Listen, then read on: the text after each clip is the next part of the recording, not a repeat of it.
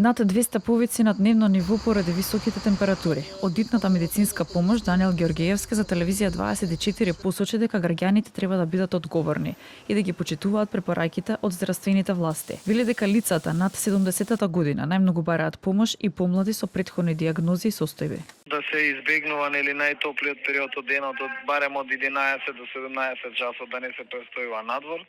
Ако веќе мораат по обврски да излезат и да ги завршат, значи да бидат секогаш со вода со себе, да се доволно примат течности, да се хидрираат, да носат што полесна облека, да заштитат главата со некаков тип на капа, шапка, небитно, за да не се директно изложени на сонце. Кожата во подолго време на изложеност треба да се заштити исто така. Да бидат секогаш одговорни хроничните пациенти со терапијата, редовно да си ја земаат.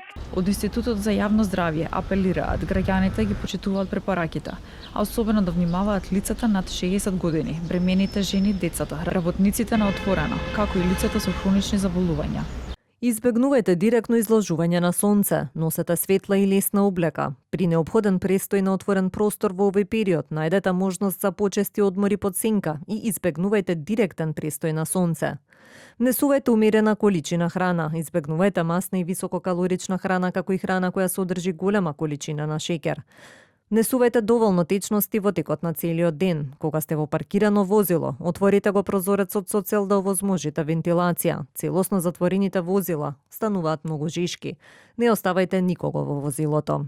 За сите промени во здравствената состојба задолжително да го консултирате својот матичен лекар. Здравствените власти советуваат да не се зема само иницијативна терапија. Претходно во јуни Светската здравствена организација соопшти дека над 1300 лица починале како последица од топлотниот бран низ Европа, а околу 150 милиони лица живеат во услови на екстремни горештини.